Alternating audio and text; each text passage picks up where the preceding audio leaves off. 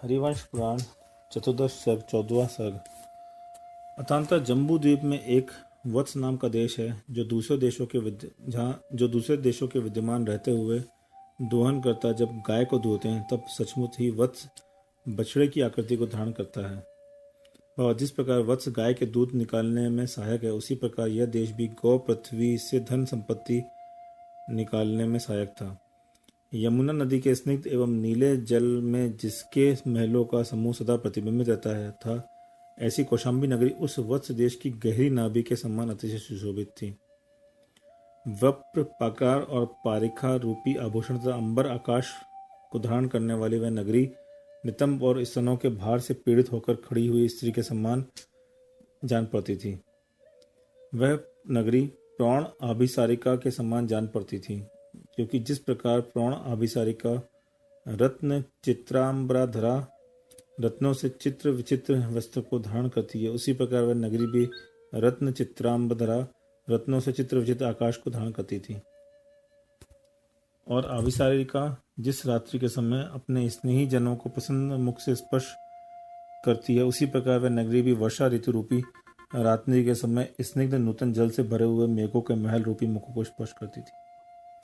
अथवा वह नगरी कृष्ण पक्ष की रात्रियों में प्रतिवता स्त्री के समान सुशोभित होती थी, क्योंकि जिस प्रकार प्रतिवता स्त्री दोषा करकरा प्राप्ता दोषों के खान स्वरूप दुष्ट मनुष्य के हाथ से अस्पृश्य रहती है, उसी प्रकार वह नगरी भी बहुल दोषाणु कृष्ण पक्ष की रात्रि में दोषा करा प्राप्ता चंद्रमा की किरणों से अस्पृश्य थी। और प्रतिवता स्त्री जिस प्रकार बहुल दोषासु अनेक दोषों से भरी हुई व्याभिचारिणी स्त्रियों में रत्नमय आभूषणों की किरणों के समूह से उत्कृष्ट शोभा को प्राप्त होती है, उसी प्रकार वह नगरी भी बहुल दोषासु कृष्ण पक्ष की रात्रियों में रत्नमय आभूषणों की किरणों से उत्पन्न शोभा को प्राप्त थी। उस कौशाम्बी नगरी का स्वामी राजा सुमुख था। वह सुमुख ठीक सूर्य के समान जान पाता था, क्योंकि जिस प्रकार सूर्य प्रताप प्रभा प्रकृष्ट संताप का कारण है, उसी प्रकार वह राजा भी प्रताप प्रभाव उत्कृष्ट प्रभाव का कारण था। जिस प्रकार सूर्य कराकांत दिक चक्र अपनी किरणों से दिक्मंडल को व्याप्त कर लेता है, उसी प्रकार वह राजा भी कराक्रांत दिक्कर अपने टैक्स से दिग्मंडल को व्याप्त कर रहा था। और जिस प्रकार सूर्य सुखी उत्तम खा आकाश से सहित होता है, उसी प्रकार वह राजा भी सुख से सहित था। राजा सुमुख के धनुष ने अपने गुणों से इंद्रधनुष को तिरस्कृत कर दिया था, क्योंकि राजा सुमुख का धनुष वर्ण संकर विक्षेपी ब्राह्मण क्षत्रिय वैश्य और शूद्र इन वर्णों के संकर दोष को दूर करने वाला था। और इंद्रधनुष अक्षिप्त वर्ण संकर दोषम लाल पीले नीले हरे आदि वर्णों के संकर सम्मिश्रण रूपी दोष को दूर नहीं कर सका था। तारुण्य लक्ष्मी से सहित होने के कारण राजा सुमुख का शरीर अत्यंत सुंदर था, अतः जिसका शरीर ही नहीं दिखाई देता ऐसा कामदेव और सौंदर्य में उसके समान कैसे हो सकता था। वह राजा धर्मशास्त्र के अर्थ करने में कुशलता, कला और गुणों के से विशिष्टता, दुष्टों के निग्रह और सज्जनों के अनुग्रह करने में समर्थ था और प्रजा का सच्चा रक्षक था। वह राजा अंतरपुर रूपी कमल वन की पंक्ति का भ्रमर था और धर्म अर्थ काम में परस्पर बाधा नहीं पहुंचाता हुआ और आगत ऋतुओं का सम्मान करता हुआ अर्थात ऋतुओं में अनुकूल भोग भोगता था। अथांतर किसी समय बसंत ऋतु का आगमन हुआ। वह बसंत ऋतु ठीक सुमुख राजा के ही समान जान पड़ती थी, क्योंकि जिस प्रकार सुमुखी राजा उद्यम से संपन्न था, उसी प्रकार वसंत ऋतु भी उद्यमी अपना वैभव बतलाने में उद्यम।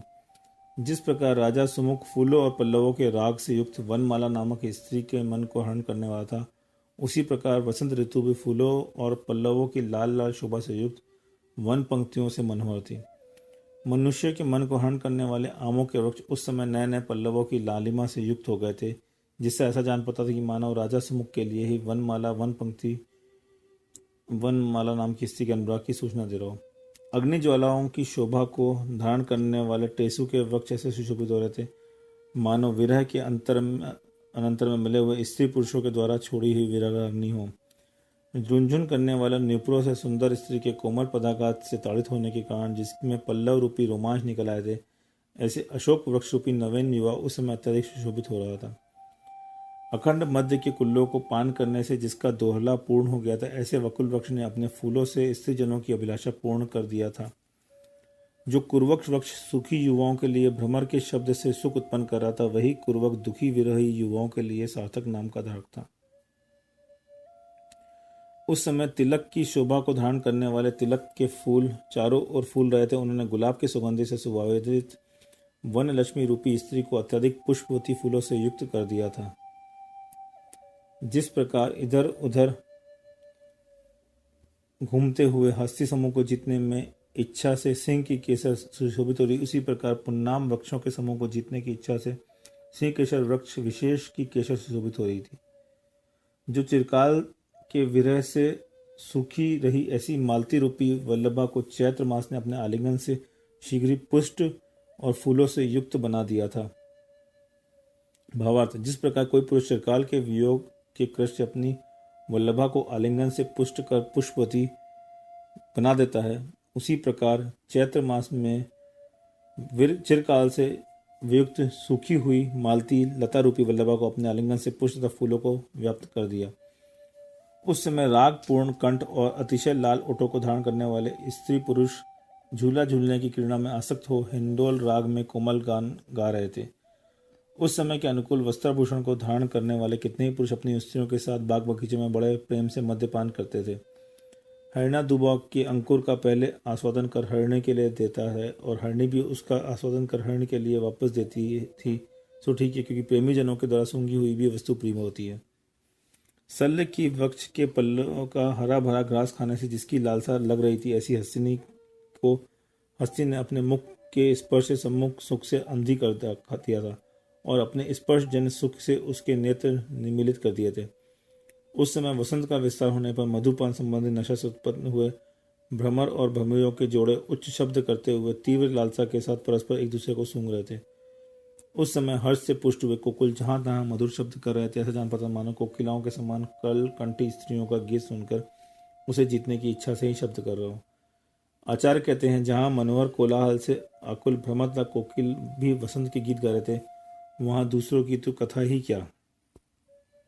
इस प्रकार मनुष्य के मन को हरण करने वाले चैत्र मास के आने पर राजा सुमुख ने काम विलास से परिपूर्ण अपने मन को वन विहार के लिए उद्यत किया।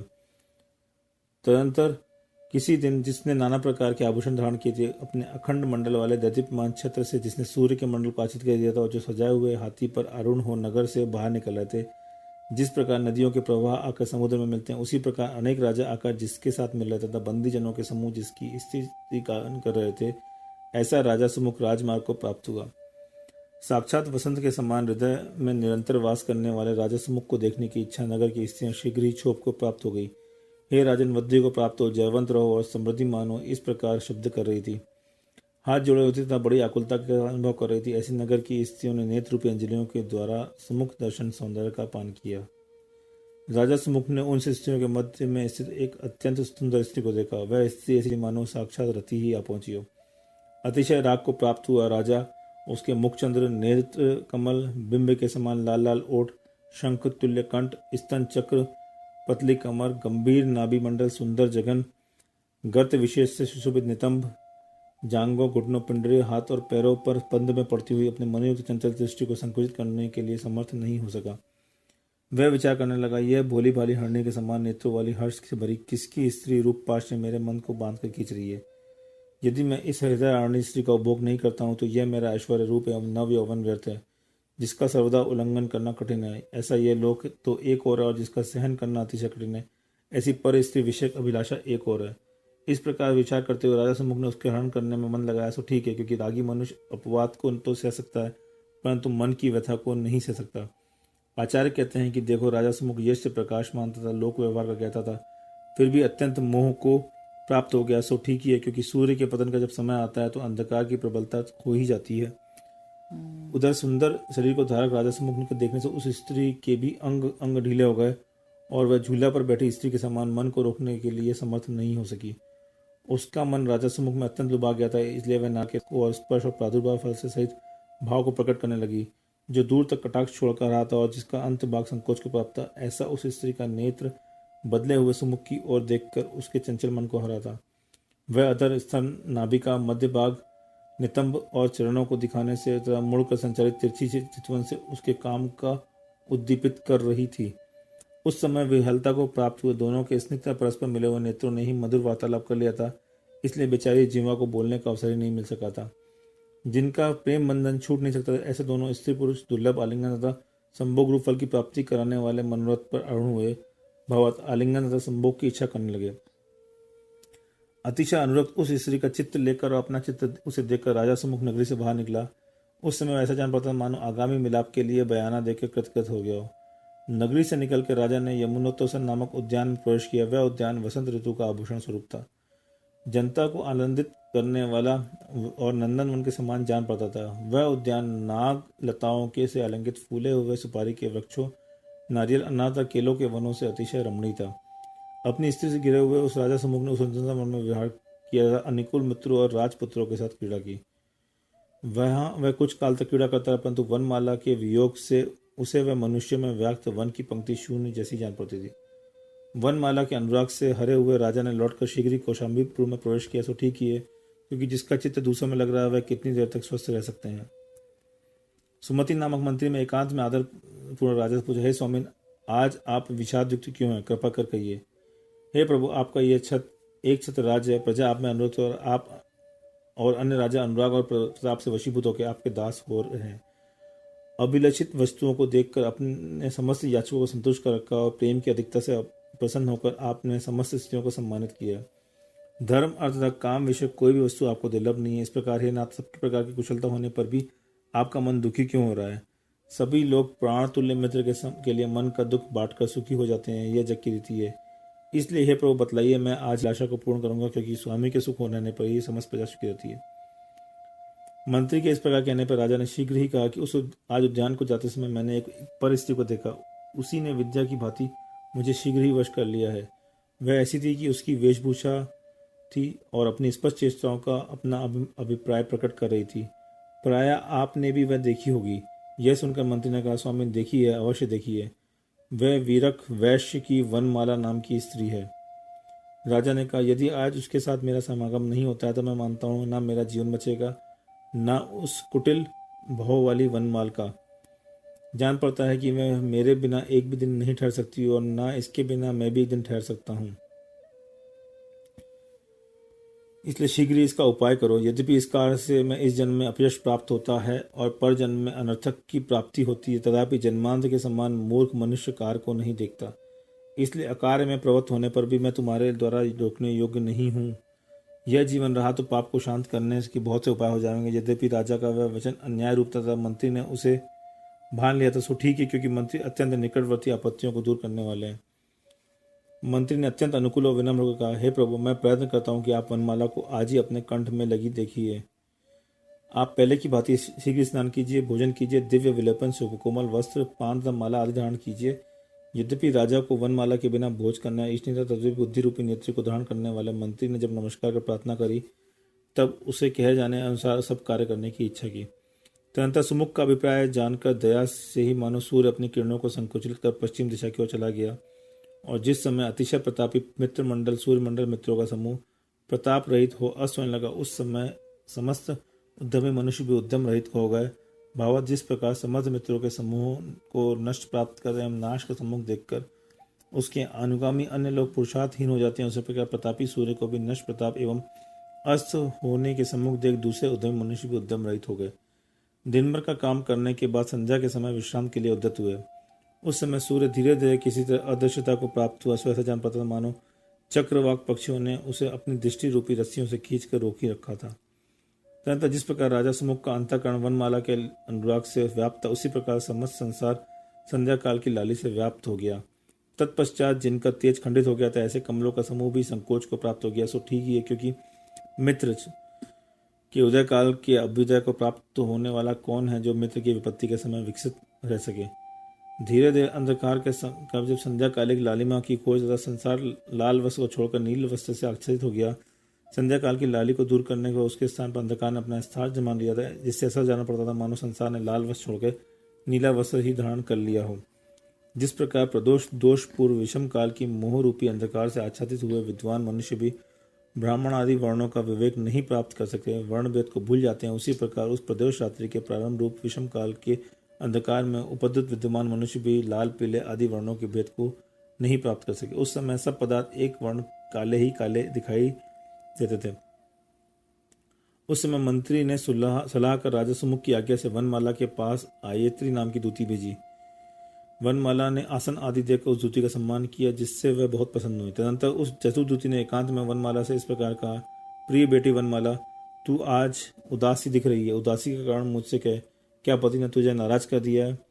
वीरक के तो तू ही एक पत्नी है, अतः उसके क्रोध का कारण क्या हो सकता है? उदासी में दूसरा कारण ही होना चाहिए जो कि तेरे अनुभव में आ रहा है, उसे बता। बेटी, तुझने सब रहस्यों की कई बार मेरी परीक्षा की है, मेरे रहते हुए तुझे कौन सा इष्ट का दुर्लभ रह सकता है? दूती के यह कहते ही उसके मुख से गरम गरम सांसें निकलने लगी, जिससे उसका अधर पल्लव मुरझा गया। तदनंतर दूतों के कई बार प्रार्थना करने पर उसने बड़े दुख से वचन करे, हे माँ, तुझे छोड़कर इस विषय में मेरा कोई भी विश्वासपात नहीं है। चूंकि यह 6 कानों में पहुंचा हुआ मंत्र फूट जाता है, उसका रहस्य खुल जाता है, इसलिए मंत्र की यत्नपूर्वक रक्षा करनी चाहिए। बात यह है कि आज मैंने प्रशस्त रूप से एवं सुंदर मुख के धारक राजा सुमुख को देखा और देखते ही कामदेव के साथ वह मेरे मन में प्रविष्ट हो गया।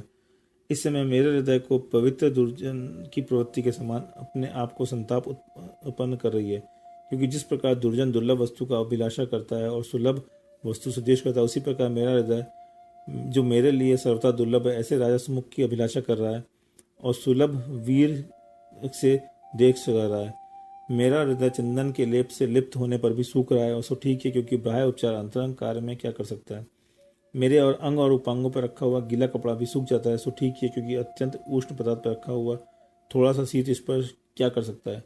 जिस ताप से कर्कश शरीर के लिए बनाया हुआ पल्लवों का बिस्तर भी अत्यंत मुरझा जाता है, उसके लिए थोड़ा सा शीत स्पर्श क्या कर सकता है। मैं उसके शरीर के स्पर्श की बिना शांति नहीं देखती, इसलिए पवित्री दया करो, मेरे लिए शीघ्र ही उसका समागम प्राप्त कराओ। तुम यह विश्वास करो कि मेरे देखने से उसकी मनोवृत्ति भी मेरी चाह से मिश्रित है। उसके मन में मेरी चाह है, क्योंकि उसके समस्त चेष्टाओं से यह स्पष्ट प्रतीत होता था। तुम बड़ी चतुर हो, समय की गति को जानने वाली हो, इसलिए हम दोनों संतप्त स्त्री पुरुषों को एकांत में मिला दो, क्योंकि संतप्त वस्तु दूसरी संतप्त वस्तु के साथ सुख से मिलाई जा सकती है। इस प्रकार वनमाला के अभिप्राय को सूचित करने वाले उसके वचनों को सुनकर दूती बहुत प्रसन्न और निम्नांकित वचन कहने लगी। उसने कहा, हे बेटी, तेरा रूप जिसका चित्त हरा गया, ऐसे वस्त्र जिसके स्वामी राजा सुमुख ने ही मुझे भेजा है, अतः चल, मैं शीघ्र ही तुझे उसके साथ मिला देती हूँ। इस प्रकार अपने मनोरथ के अनुकूल प्राप्त होने पर काम से पीड़ित वनमाला पति की अनुपस्थिति में दूती के साथ शीघ्र ही राजभवन में प्रविष्ट हो गई। राजा सुमुख मन को चुराने वाली सुमुखी को देखकर बहुत सुखी हुआ और हर्ष से आइए आइए इस प्रकार के प्रिय वचन कहकर उसे सुखी करने लगा। जिसके स्तनों का स्पर्श किया गया और ऐसे कृशांगी वनमाला को तरुण सुमुख ने अपने श्वेत युक्त हाथ से उसका श्वेत युक्त हाथ पकड़ के अपनी शैया पर बैठाया। उसी समय रात्रि रूपी स्त्री के मुख को प्रसन्न करता हुआ चंद्रमा उदित हुआ। सो ऐसा जान पड़ता था मानो वह प्रौढ़ यौवन से युक्त राजा सुमुख और वनमाला के समागम का अनुकरण करने के लिए उदित हुआ। जिस प्रकार राजा सुमुख ने कर स्पर्श से सुंदरी वनमाला प्रसन्न हो रही थी, उसी चंद्रमा के कर स्पर्श से कुमुदनी शीघ्र प्रसन्न हो रही थी, खिल उठी। राजा सुमुख और वनमाला ने उत्तर प्रत्युत्तर से सहित तथा स्त्री पुरुषों के गुणों से संगत बहुत से भाव किए और नाना प्रकार की श्रृंगार चेष्टाएं की। विश्वास की अधिकता से नूतन समागम से होने वाला जिसका भय दूर छूट गया था, और ऐसी वनमाला को राजा सुमुख ने गोद में उठा लिया और अपने शरीर से लगा के उसका गाढ़ आलिंगन किया। तदनंतर काम से उत्पन्न दोनों स्त्री पुरुषों ने बीच बीच में आलिंगन छोड़ते से, जिनका आलिंगन जन थकावट को दूर रहती थी, ऐसे भुजाओं के गाढ़ आलिंगन से, चुंबन से, चूषण से, कंठ से, कंठ ग्रहण से, केश ग्रहण से, नितंबा स्पानन से और अंग प्रत्यंग के स्पर्श से परस्पर नाना प्रकार की क्रीड़ा की।